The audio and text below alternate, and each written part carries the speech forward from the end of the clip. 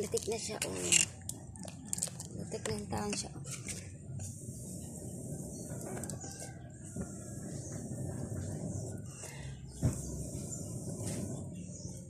Lapit na siya magbukal ang buwan.